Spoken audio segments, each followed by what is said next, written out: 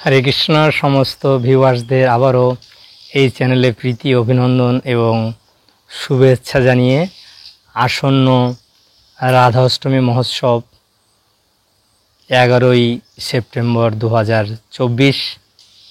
আজকে এই ভিডিওতে রাধারানীকে, রাধারানীর তত্ত্ব কী, রাধারানী কেন এই জগতে তিনি আবির্ভূত হলেন, তার পিতামাতার পরিচয় কী, তিনি কোথায় আবির্ভূত হয়েছিলেন এবং এই ব্রত পালন করতে হলে প্রথমে যে সংকল্প করতে হবে সেই সংকল্প মন্ত্র কী এবং ব্রত শেষ করার পরে যে পারণ করতে হবে পারণের মন্ত্র কী, পারণের নিয়ম কী, পুষ্পাঞ্জলি দেবেন কিভাবে, পুষ্পাঞ্জলি দেবেন, পুষ্পাঞ্জলি মন্ত্র কী, ব্রত সমর্পণ করার পরে ক্ষমা প্রার্থনা করবেন সেই মন্ত্র কী এবং ষোড়শ উপাচারে যে ভগবানের পুজো করতে হয় সেই ষোড়শ উপাচার তার নাম কি এবং কিভাবে সেটাকে আপনারা প্রয়োগ করবেন।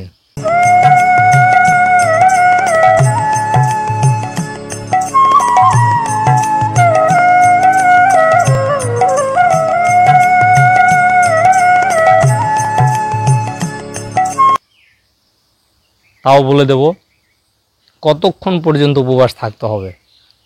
কোনো ভক্তরা বলছেন দুপুর 12টা পর্যন্ত উপবাস থাকবেন, কেউ কেউ বলছেন সারাদিন সারা রাত উপবাস থেকে তারপরের দিনে পালন করবেন।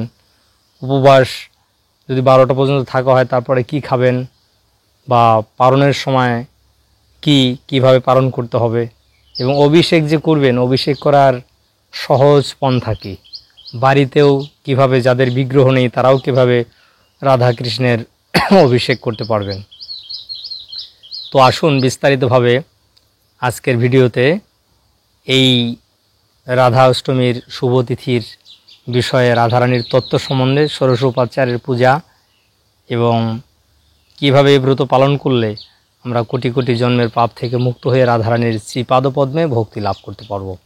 তাই যারা ফেসবুকে শ্রবণ করছেন পেজটিকে অবশ্যই ফলো করবেন এবং ইউটিউবে যারা আপনারা প্রথমবার দেখছেন অবশ্যই চ্যানেলটিকে সাবস্ক্রাইব করে পাশের বেল আইকনে প্রেস টু অল করে দেবেন।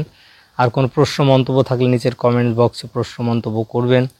আর অন্যদেরকে বেশি বেশি পরিমাণে ভিডিওটি শেয়ার করার মাধ্যমে আপনিও রাধারানীর কৃপা আশীর্বাদ লাভ করে আপনার মনুষ্য জীবনকে ধন্য করতে পারবেন।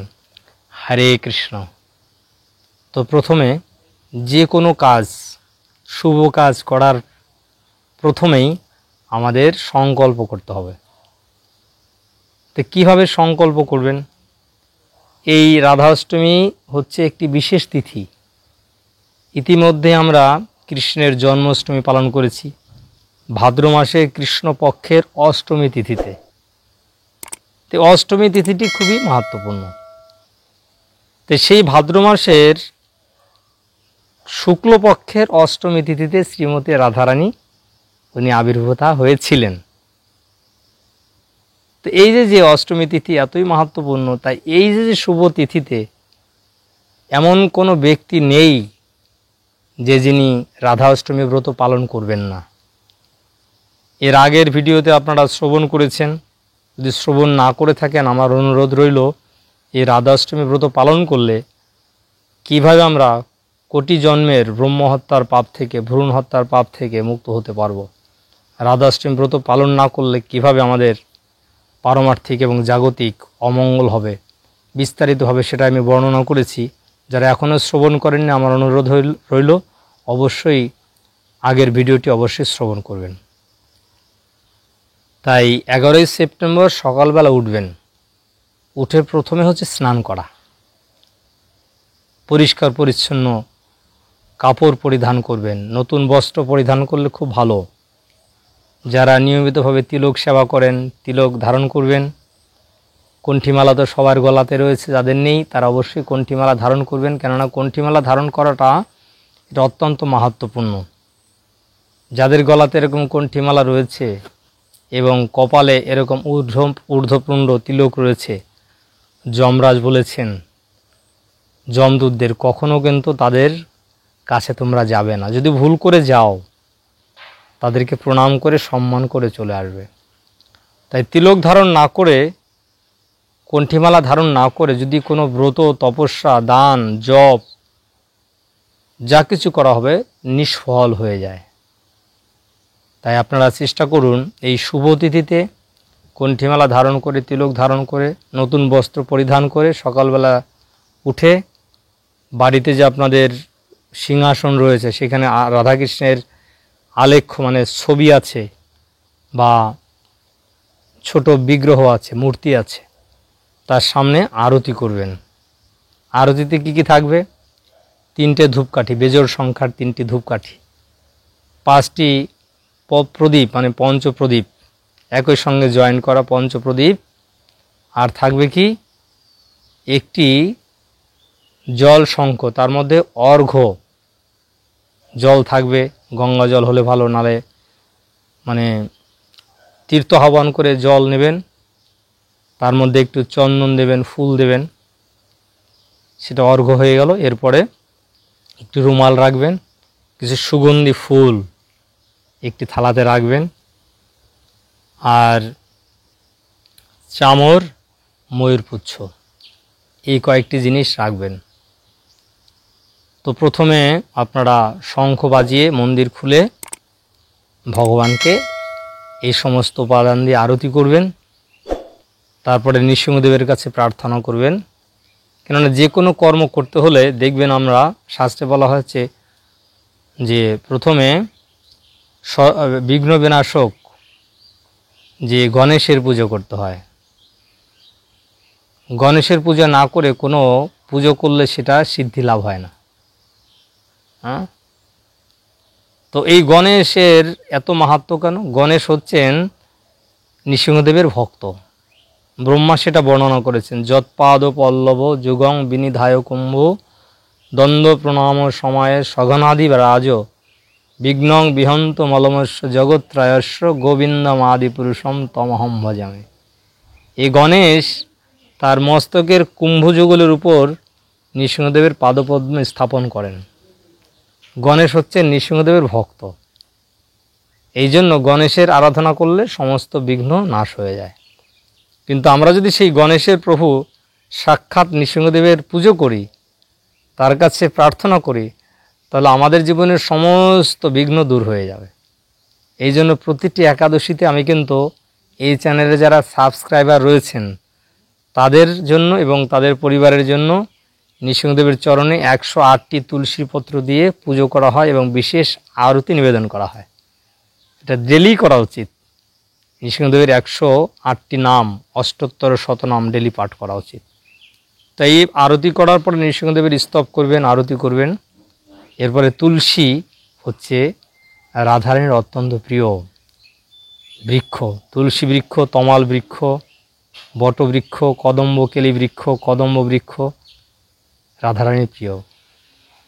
তুলসী আরাধনা করবেন, প্রদক্ষিণ করবেন, প্রার্থনা করবেন। তারপরে আপনারা সংকল্প করবেন। সংকল্প মন্ত্রটি আমি বলে দিচ্ছি, আপনারা দেখে নিন। বলবেন হাত জোড় করে বা হাতে ফুল নিয়ে বলবেন যে ভাদ্র মাসের শুক্লপক্ষের ভাদ্র মাসের শুক্লপক্ষে অষ্টমী তিথৌ অমুক অমুক গোত্র, মানে আপনার গোত্রের নাম বলবেন।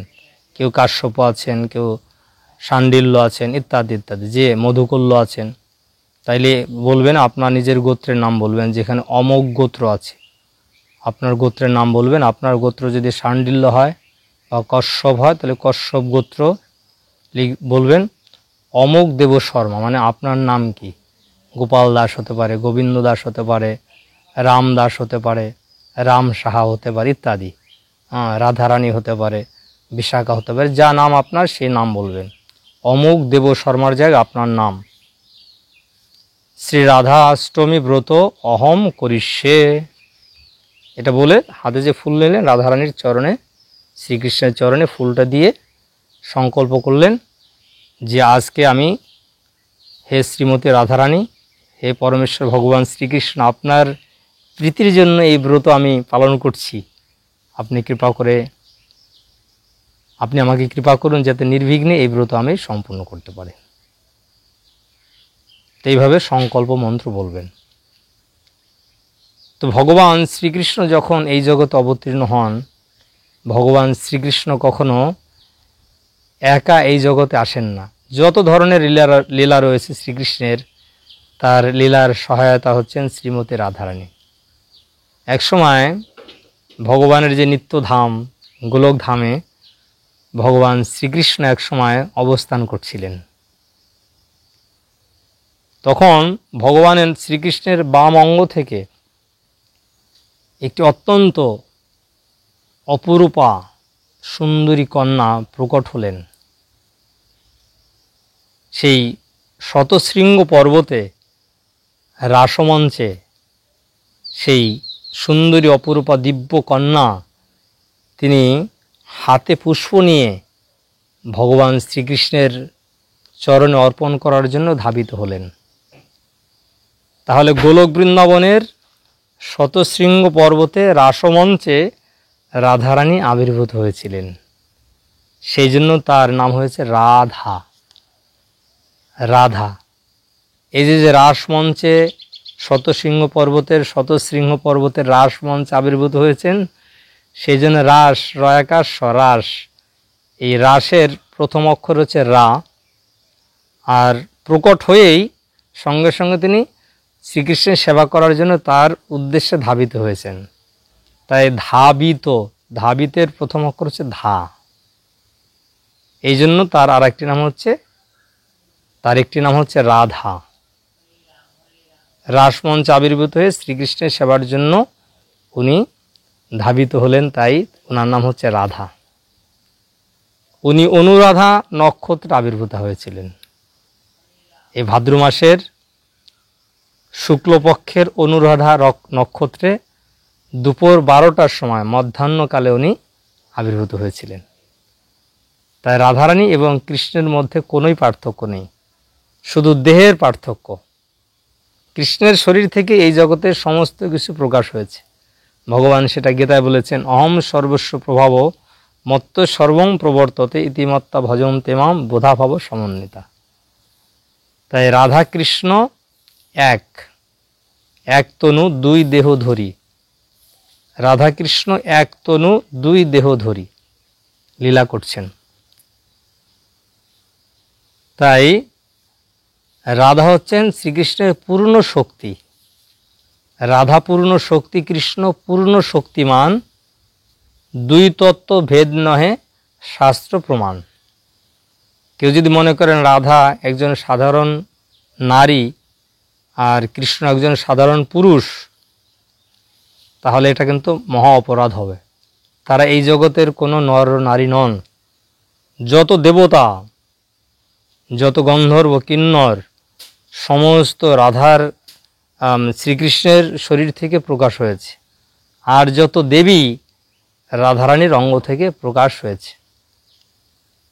সেই জন্য ভগবান শ্রীকৃষ্ণ যখন মনস্থ করলেন তিনি এই মর্তলোকে এসে ভৌম বৃন্দাবনে তিনি লীলাবিলাস করবেন, কেননা গোলকধামে ভগবানের জন্মলীলা নেই, সেখানে ভগবান নিত্য। তাই তার ইচ্ছা হলো যে মায়ের স্নেহ কেমন, মা কিভাবে তার সন্তানকে লালন পালন করেন, তো সেই স্নেহ আস্বাদন করার জন্য ভগবান শ্রীকৃষ্ণ এই জগতে প্রকট হওয়ার জন্য যখন মনস্থ করলেন, তখন তিনি তার লীলার সহায়ক, তার আহ্লাদিনী শক্তি, ভগবানের অনন্ত শক্তি আছে। চিন্ময় জগতের 3টি শক্তি প্রধান, সম্বিত, সন্ধিনী, লাদিনী। লাদিনী মানে আহ্লাদিনী, যিনি আহ্লাদ আনন্দ প্রদান করেন। কাকে? কৃষ্ণকে আনন্দ প্রদান করেন। তাই রাধারানী হচ্ছেন শ্রীকৃষ্ণের নিত্য সঙ্গিনী, নিত্য সহচরী, তার সবচাইতে শুদ্ধ ভক্ত, সবচাইতে শ্রেষ্ঠ সেবিকা। তখন শ্রীকৃষ্ণ বললেন, হে শ্রীমতী রাধারানী, আমি তো মর্তলোকে লীলাবিলাসের জন্য গমন করব, তুমি আমার সঙ্গে সেখানে যাবে। রাধারানী বললেন, প্রভু, এই দিব্য ধাম থেকে আমি কোথাও যেতে চাই না, কেননা এইখানে যমুনা সবসময় বইছে, পবিত্র বাতাবরণ এখানের। এখানে গিরিরাজ গোবর্ধন আছে। এই দিব্য পরিবেশ ছেড়ে আমি কোথাও যাব না। শ্রীকৃষ্ণ বললেন, তুমি যদি না যাও তাহলে আমি এই জগতে কিভাবে লীলাবিলাস করব। কৃষ্ণ বললেন, তোমার জন্য আমি যমুনা, গিরিরাজ সব কিছু সেখানে প্রকট করব। তাই ভগবান যখন আসেন তার নিত্য পার্ষদ এবং ধাম সহ প্রকাশিত হন। তাই চৈতন্য মহাপ্রভু যখন আবির্ভূত হয়েছেন তিনিও তার নিজের ধাম এবং পার্ষদ সহকারে আবির্ভূত হয়েছেন। শ্রীকৃষ্ণ চৈতন্য প্রভু জীবে দয়া করি সপার্ষদ সিংহধাম সহ অবতরী, অত্যন্ত দুর্লভ প্রেম করিবারে দান, শিখায় শরণাগতি ভকতের প্রাণ। তেমনি ভগবান শ্রীকৃষ্ণ তার নিত্যধাম তার পার্ষদ সহ আবির্ভূত হয়েছেন।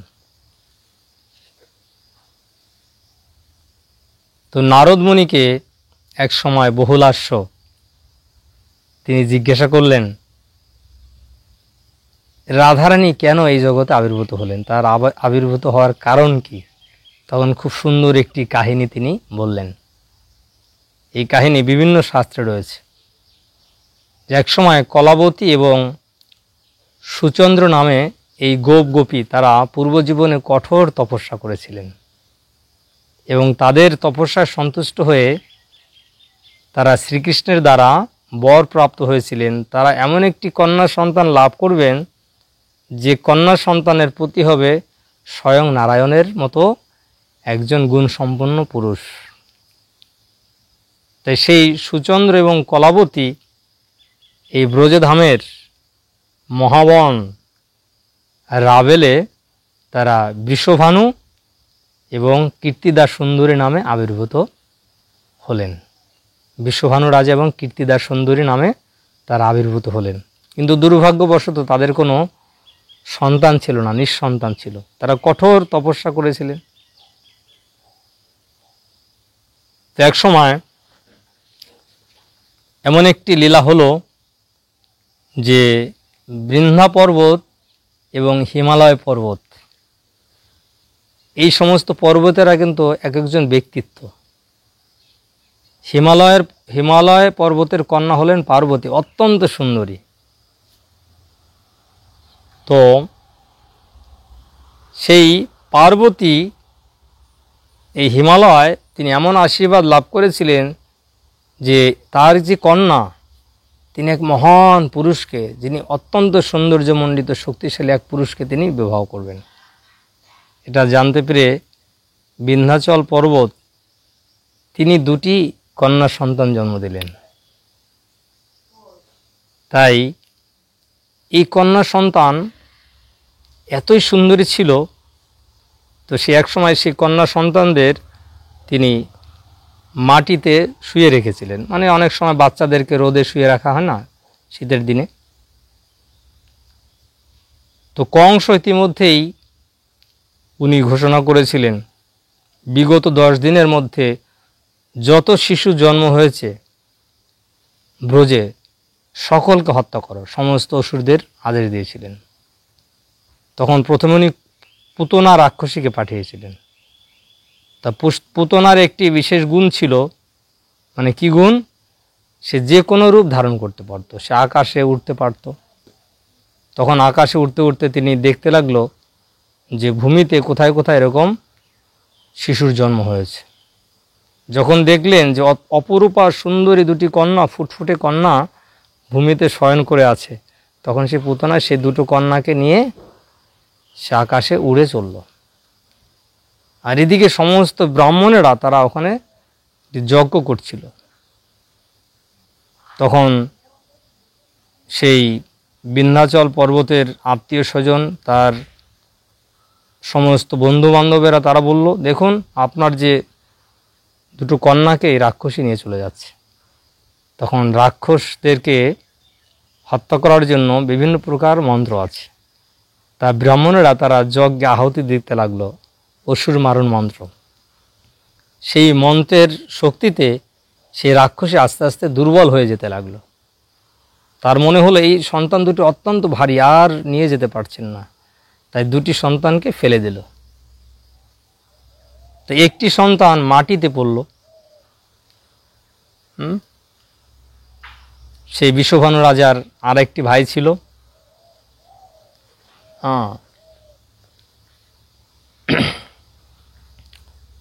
চন্দ্রভানু, তার নাম ছিল চন্দ্রভানু। সেই চন্দ্রভানু সেই কন্যাটি নিয়ে তাকে লালন পালন করলেন, তাই চন্দ্রভানুর কন্যা রূপে তিনি বড় হতে লাগলেন, তাই তার নাম হলো চন্দ্রাবলী। আর আরেকটি কন্যা পতিত হলো যমুনাতে। তাই একদিন বিষভানু রাজা তিনি যমুনাতে স্নান করতে গিয়েছিলেন। স্নান করতে যখন গেলেন তিনি দেখলেন একটি সহস্রদল পদ্মের ভিতর থেকে একটি বিশাল আগুনের মতো জ্যোতির নির্গত হচ্ছে। সেই সহস্রদল পদ্মটি ভাসতে ভাসতে ভাসতে ভাসতে তার সম্মুখে যখন এলো, তিনি দেখলেন অত্যন্ত সুন্দরী দিব্য এক জ্যোতির্ময় কন্যা। তাকে দেখে তিনি অত্যন্ত আদরের সঙ্গে সেই কন্যাটিকে বাড়িতে নিয়ে এলেন। কিন্তু বাড়িতে এনে দেখে যে সেই কন্যাটির চোখ অন্ধ, তাকাচ্ছে না। এত সুন্দর কন্যা, অত্যন্ত সন্তুষ্ট হলেন। এদিকে নারদমুনি জানতে পেরেছেন শ্রীমতী রাধারানী এই জগতে প্রকট হয়েছেন, তাকে দর্শন করার জন্য তিনি রাবেলে চলে এসেছেন। যখন এসেছেন রাধারানী নারদমুনিকে তার দিব্য রূপ দর্শন করিয়েছেন, সেটা দেখে নারদমুনি মূর্ছিত হয়ে গেছেন। এদিকে নন্দগ্রামে যশোদা মাতা এবং নন্দ মহারাজ, তাদের সঙ্গে এই কীর্তিদা সুন্দরী এবং বিষভানু রাজার বন্ধুত্ব ছিল। তখন তারা জানলেন যে আমাদের বন্ধু বিষভানু রাজা একটি কন্যা সন্তান লাভ করেছেন, তাই সেই কন্যা সন্তানকে দর্শন করার জন্য তারা এলেন।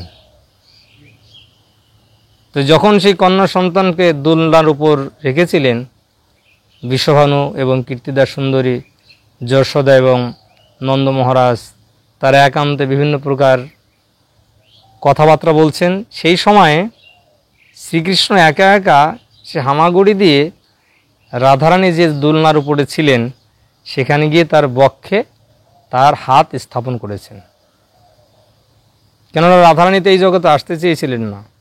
তিনি কৃষ্ণকে বলেছেন, এই মর্তলোকের কোনো পুরুষকে আমি দর্শন করতে চাই না, তাই তোমাকে আমি প্রথম দর্শন করতে চাই। তাই ভগবান প্রত্যেকটি ভক্তের মনোবাসনা কীভাবে পূর্ণ করেন দেখুন। কৃষ্ণ যখন রাধারানীর বক্ষস্থলে হাত রাখলেন, তার হাতের স্পর্শে এবং তার শরীরের গন্ধ যখন তার নাসিকায় প্রবেশ করলো, সঙ্গে সঙ্গে রাধারানী তার আখি উন্মিলন করে শ্রীকৃষ্ণকে দর্শন করলেন।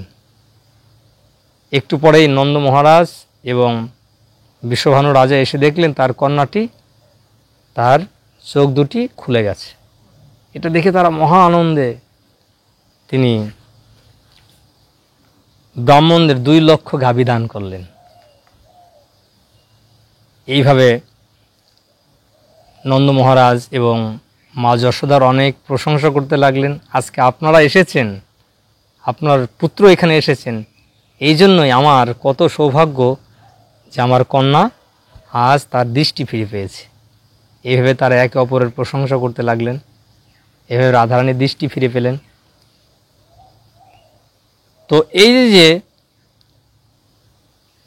চন্দ্রাবলী এবং রাধারানী দুটি কন্যা ব্রজে ধীরে ধীরে বড় হতে লাগলো। আর এইদিকে ভগবান শ্রীকৃষ্ণ তিনি যখন গোচারণ লীলা করছিলেন, ব্রহ্মা কৃষ্ণকে সাধারণ শিশু মনে করে তার যত গাভী, গোবৎস এবং তার খেলার সাথীদের, গোপবালকদের তিনি হরণ করে রেখেছিলেন। এটা 1 বছর ধরে চলছিল। আর শ্রীকৃষ্ণ তখন তার শরীর থেকে সমস্ত গাভী, গোবৎস এবং গোপবালকদেরকে প্রকাশ করেছিলেন। কিন্তু কোনো গোপী এটা 1 বছর ধরে কিছুই তারা জানে না, অজ্ঞাত ছিলেন। তো শ্রীকৃষ্ণ ঘোষণা করলেন যে এই বছর একটি শুভ, এই বছর এত শুভ, আপনাদের যত কন্যা আছে প্রত্যেকটা গোপ বালকের সঙ্গে বিবাহ দিয়ে দিন, তাহলে তারা অত্যন্ত সৌভাগ্যবতী হবেন। আর যদি বিবাহ না দেন, কংস কিন্তু আপনাদের সমস্ত কন্যাদেরকে বিবাহ করবেন। এইভাবে সমস্ত গোপীরা তাদের কন্যাদেরকে সমস্ত গোপ বালকদের সঙ্গে বিবাহ দিলেন। অর্থাৎ এই গোপ বালকেরা সকলেই ছিলেন কৃষ্ণ। তাই ব্রজের সমস্ত বালিকাদের কৃষ্ণ বিবাহ করেছিলেন। আর এক সময় তো ভান্ডির বনে রাধারানী খুব ছোট ছিলেন, কৃষ্ণ ছোট ছিলেন, তখন কিন্তু ব্রহ্মা রাধাকৃষ্ণের বিবাহ সম্পন্ন করেছিলেন। অতএব রাধা এবং কৃষ্ণ দুজন কোনো আলাদা ব্যক্তিত্ব নন, তারা নিত্য সঙ্গিনী, গোলকধামে নিত্য সঙ্গিনী কৃষ্ণের, এবং এই মর্তলোকে এসেও তারা বিবাহ করেছেন। আপাত দৃষ্টিতে ভগবান লীলাচ্ছলে দেখাচ্ছেন যে অভিমন্যু নামে তথাকথিত পুরুষের সঙ্গে রাধারানীর বিবাহ হয়েছে, আর কৃষ্ণ চুপি সারে তার সঙ্গে গিয়ে মিলিত হন, রাধারানী চুপি চুপি কৃষ্ণের সঙ্গে মিলিত হন। এই জন্য তাদের ননদিনী, রাধারানীর ননদিনী এবং শাশুড়ি জটিলা কুটিলা তাকে বিভিন্ন প্রকার অপবাদ দেয়। জটিলা কুটিলা তারা বলে যে এই যে ব্রজধামে একমাত্র সতী হচ্ছি আমরা দুজন, আমরা মা এবং মামার কন্যা, মা মেয়ে দুজন হচ্ছে সতী, আর রাধারানী হচ্ছে অসতী। তাই একসময় কৃষ্ণ একটি লীলা করলেন রাধারানীর সতীত্ব পরীক্ষা করার জন্য। রাধারানী যে সর্বশ্রেষ্ঠ সতী নারী তা পরীক্ষা করার জন্য তিনি একটি লীলা করলেন, অসুস্থ লীলা। তো আমি খুব সংক্ষেপে বলছি। সেই লীলায় কৃষ্ণ ব্যক্ত করলেন, এই জগতের যদি কোনো সতী নারী সহস্র ছিদ্রযুক্ত কলসিতে যমুনা থেকে জল এনে আমাকে স্নান করায়, সেই জলে যদি আমি স্নান করি তাহলে আমার শরীর সুস্থ হয়ে যাবে। তখন মা যশোদা তিনি আনতে গেলেন। কৃষ্ণ বললেন, না না, মা আনলে হবে না। তখন এইভাবে বিভিন্ন নারীরা তারা জল আনতে গেল, কিন্তু কেউই যখন জল তুলছে সহস্র ছিদ্রযুক্ত কলসিতে জল সব পড়ে যাচ্ছে। এবার জটিলা কটিরা তারা মাঝি দুজন গিয়েছে যে আমরা হচ্ছে সবচাইতে সতী নারী। তো জল যখন তুলেছে যমুনা থেকে সমস্ত জল পড়ে গেছে। এবার লাস্টে একমাত্র রাধারানী রয়েছে, আর রাধারানী তো সে কান্না করতে করতে তিনি ভগবানকে স্মরণ করতে করতে যাচ্ছেন। তার তো এমনি জটিলা কুটিলা তাকে অনেক অপবাদ দিয়েছে, তিনি হচ্ছেন অসতী, চুপিস্বরে কৃষ্ণের সঙ্গে মিলিত হন, অনেক বদনাম দিয়েছে। তো রাধারানী তিনি কৃষ্ণকে স্মরণ করে সহস্র ছিদ্রযুক্ত কলসিতে যখন জল তুললেন, এক ফোঁটা জল পড়ল না। এইভাবে রাধারানী যে উনি হচ্ছেন সতী নারী, এভাবে শ্রীকৃষ্ণ সেটাই স্থাপন করলেন। তো এই রাধাকৃষ্ণের অনেক সুন্দর সুন্দর লীলা রয়েছে। এই ভিডিওতে তো বিস্তারিতভাবে বলা যাবে না, পরবর্তীতে আপনারা শ্রবণ করতে চাইলে এক একটি লীলার উপরে আমি ভিডিও তৈরি করতে পারি, যা শ্রবণ করে আপনারা অত্যন্ত আনন্দিত হবেন। তো রাধাষ্টমী ব্রত আপনারা 11ই সেপ্টেম্বর দুপুর পর্যন্ত উপবাস করতে হয়। যদি কোনো ভক্ত সারাদিন নিরম্বর উপবাস থাকতে পারে নির্জলা, খুব ভালো। তবে আমাদের ইসকনে জিবিসি প্রভুপাদের নির্দেশে তারা যে নিয়ম করেছেন যে মধ্যাহ্ন পর্যন্ত উপবাস থেকে 12টা পর্যন্ত উপবাস থেকে ভগবানকে নিবেদিত যে প্রসাদ, রাধারানীকে তো অনেক কিছু রান্না করে দেবেন, তালের বড়া থেকে শুরু করে বিভিন্ন প্রকার পিঠে, পায়েস, লাড্ডু, বরফি, বিভিন্ন প্রকার ফল, বিভিন্ন পুষ্পান্ন, সাদা অন্ন, বিভিন্ন সবজি, শাক, এরকম 56 ব্যঞ্জন, 108 ব্যঞ্জন, রাধারানীর যা যা প্রিয় সমস্ত কিছু রান্না করবেন। আর যারা উপবাস থাকবেন তারাই উপবাসের পরে তারাই প্রসাদ গ্রহণ করতে পারেন। যদি কোনো কোনো ভক্ত আছেন তারা অনুকল্প গ্রহণ করতে চান, ফলমূল, তাও গ্রহণ করতে পারেন। বা কোনো কোনো ভক্ত আছেন সারাদিন উপবাস থেকে সারা রাত জাগরণ করে বেশি করে নাম জপ করে সকালবেলা পালন করেন, সেটাও করতে পারেন, কোনো অসুবিধে নেই, এটা ব্যক্তিগত ব্যাপার। তো অভিষেক কিভাবে করবেন আমি বললাম, সহজে কিভাবে অভিষেক করবেন। যদি কারো বাড়িতে আলেখ্য থাকে, আলেখ্য চাইলে আপনারা অভিষেক করতে পারেন, আর না হলে আলেখ্যর সামনে কোনো পাত্র রেখে সেখানে পঞ্চামৃত দিয়ে অভিষেক করবেন। ডাবের জল দিতে পারেন, দুধ, দই, ঘি, মধু, বিভিন্ন ফলের রস, তুলসীপত্র থাকবে, এবং এটা মানুষের সামনে এগুলো ঢালতে পারেন, বা আলেখ্যতে অভিষেক করতে পারেন, বা রাধাকৃষ্ণের বিগ্রহ থাকলে সেখানে অভিষেক করবেন। আর অভিষেক সবাই করতে পারেন, দীক্ষিত অদীক্ষিত নারী পুরুষ সবাই অভিষেক করতে পারেন, কোনো একটা অসুবিধা নেই কিছু। তো অভিষেক করার পরে এই যে যত দ্রব্য রান্না করেছিলেন রাধারানীকে নিবেদন করবেন অত্যন্ত ভক্তি সহকারে এবং উদ্দণ্ড কীর্তন করতে হবে। হ্যাঁ, জয় রাধে জয় কৃষ্ণ জয় বৃন্দাবন শ্রী গোবিন্দ গোপীনাথ মদন মোহন, রাধে জয় জয় মাধব দইতে গোকুল তরুণী মণ্ডল মোহিতে। রাধাষ্টকম রাধিকাষ্টকম কীর্তন করবেন, রাধা কৃপা কটাক্ষ স্তোত্র, রাধা সহস্র নাম উচ্চারণ করে যদি তুলসীপত্র বা ফুল অর্পণ করতে পারেন এটা অনেক মাহাত্ম্যপূর্ণ। তো অভিষেক করার পরে পুষ্পাঞ্জলি দেবেন। পুষ্পাঞ্জলি মন্ত্রটা আমি বলে দিচ্ছি। এই রাধারানীর প্রণাম মন্ত্র যেটা আছে, তপ্ত কাঞ্চন গৌরাঙ্গী রাধে বৃন্দাবনেশ্বরী বিশ্বভানু সুতে দেবী প্রণামামি হরিপ্রিয়ে, ইদম পুষ্পাঞ্জলি শ্রীরাধিকা ওই সমর্পয়ামি। এভাবে 3 বার পুষ্পাঞ্জলি অর্পণ করবেন। আর সংকল্প মন্ত্র তো আমি প্রথমে বলে দিয়েছি। আর শেষের দিকে কি করবেন, ক্ষমা প্রার্থনা মন্ত্রটি বলবেন।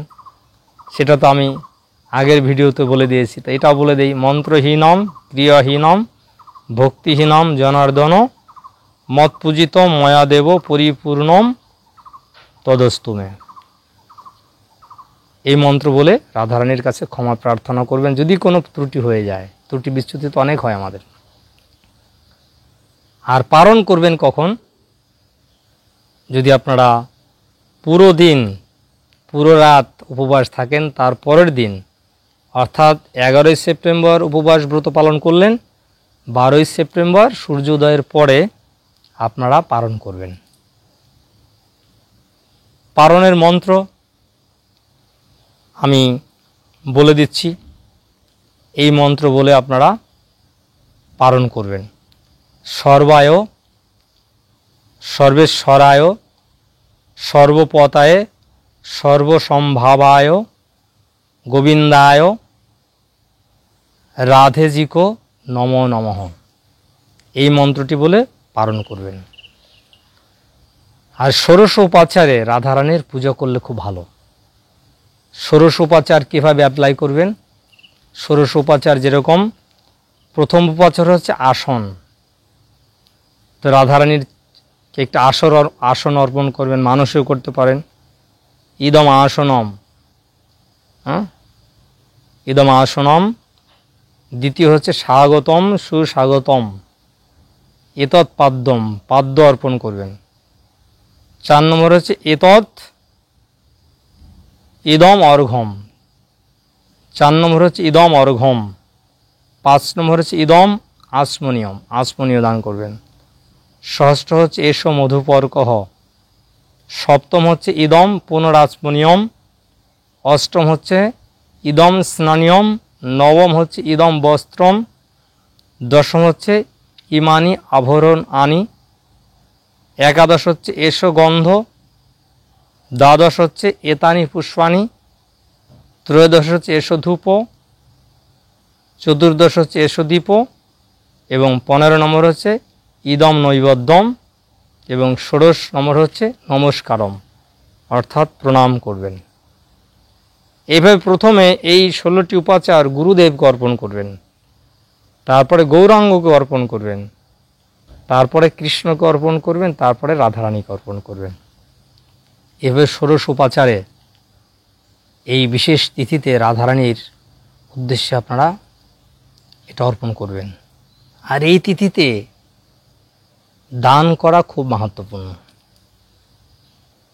এই ভগবানের সবচেয়ে প্রিয় ভক্ত রাধারানীর প্রীতি উৎপাদন করার জন্য রাধারানীর যারা প্রিয় ভক্ত তাদের সেবা করলে ভগবান খুব খুশি হন। তাই রাধারানী এত মহান যে তিনি কৃষ্ণকে এমনভাবে সেবা করেছেন, সেটা দেখে কৃষ্ণ এত আকৃষ্ট হয়েছেন যে রাধারানী কেন আমাকে এত সেবা করেন, আমাকে সেবা করে তিনি কিভাবে কি আনন্দ পান, কি সুখ পান, সেই সুখ আস্বাদন করার জন্য শ্রীকৃষ্ণ রাধারানীর ভাব এবং অঙ্গ কান্তি নিয়ে তিনি কলিযুগে আবির্ভূত হলেন। তাই বাসুদেব ঘোষ সুন্দর কীর্তন করেছেন, যদি গৌর না হইত তবে কি হইত, কেমনে ধরিতাম দেহে, রাধারও মহিমা প্রেম রসসীমা সীমা জগতে জানতকে। যে রাধারানীর মহিমা জগতে প্রকাশ করেছেন শ্রী চৈতন্য মহাপ্রভু।